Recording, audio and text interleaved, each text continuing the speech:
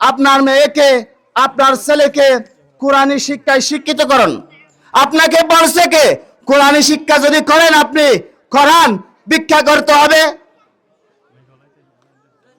সে কোরআনী শিক্ষা করে পৃথিবীতে দেখেন নাই আবু আলী ইবনে সিনা হয়েছে, সেই কোরআনী শিক্ষার কারণে ইবনে হলদুন হয়েছে, সেই কোরআনী শিক্ষার কারণে হুসাইন আহমদ মদনী হয়েছে, সেই কোরআনী শিক্ষার কারণে আরিস্টোটালিস হয়েছে, সেই কোরআনী শিক্ষার কারণে বীজগণিত, পাটিগণিতের আবিষ্কারক আল্লামা ফারাবি হয়েছে।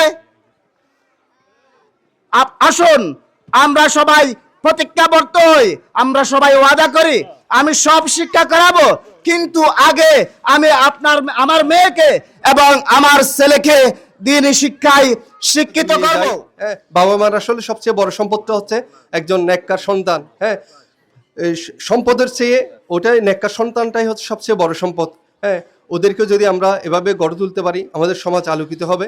আর সবচেয়ে বড় কথা হচ্ছে আমাদের মুরব্বী আরেকটা কথা বলেছেন যে মাদ্রাসায় পাশ করে যে একদম বড় মৌলানা মুফতি, হ্যাঁ, যে যে ওই লাইনে এক্সপার্ট হবে সে বড় মৌলানা হবে, বড় মুফতি হবে, বড় হাফেজ সাহেব হবে।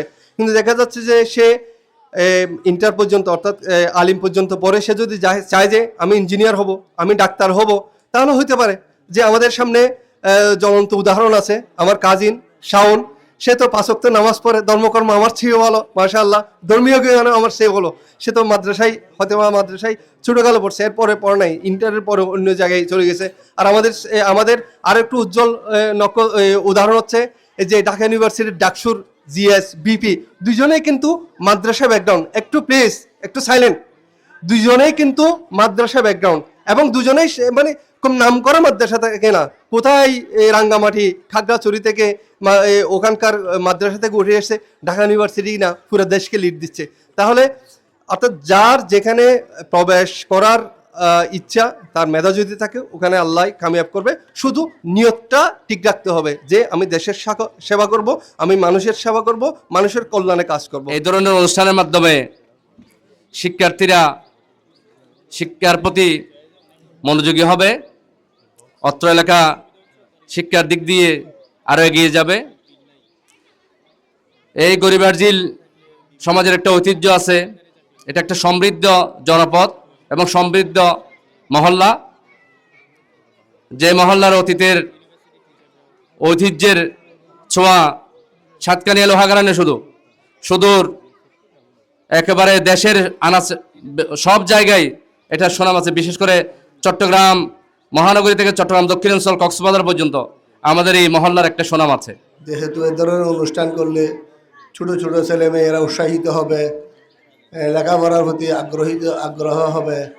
হ্যাঁ, আগামীতেও যেন এই ধরনের প্রতি বছর এ ধরনের অনুষ্ঠান হয় এবং অনুষ্ঠানের মাধ্যমে ছোট ছোট ছেলে মেয়েরা বাচ্চারা উৎসাহিত হয়ে লেখাপড়ার প্রতি দাবিত হবে। আমরা শিক্ষক হিসাবে আপনাদের কাছে বিনীতভাবে অনুরোধ জানাচ্ছি, সমাজের আপনারা যারা বিত্তবান, বিজ্ঞ, অভিজ্ঞ এবং ব্যবসায়ীবৃন্দ, বিদ্বান ব্যক্তি, সজ্জন ব্যক্তিগণ আছেন, আপনাদের সহযোগিতা যদি পায়, ভবিষ্যৎ প্রজন্ম আরো খুব সুন্দরভাবে মানুষ গড়ে তুলবে। একটা জাতি সুন্দর, সুশৃঙ্খল, একতাবদ্ধ, ঐক্যবদ্ধ হয়ে দেশের স্বার্থে কাজ করতে পারবে যদি না আমরা তাদেরকে সুন্দরভাবে গড়ে তুলতে পারি। কোমলমতি শিক্ষার্থীদেরকে গড়ে তুলতে গেলে সমাজের প্রত্যেক স্তরের মানুষের সাহায্য সহযোগিতা প্রয়োজন। আজকে যে একটা সুন্দর এখানে অনুষ্ঠান হচ্ছে, এই অনুষ্ঠান আমাদের জন্য খুবই গুরুত্বপূর্ণ ভূমিকা পালন করবে। বিশেষ করে আমরা যারা শিক্ষক আছি, আমরাও অনুপ্রাণিত হব।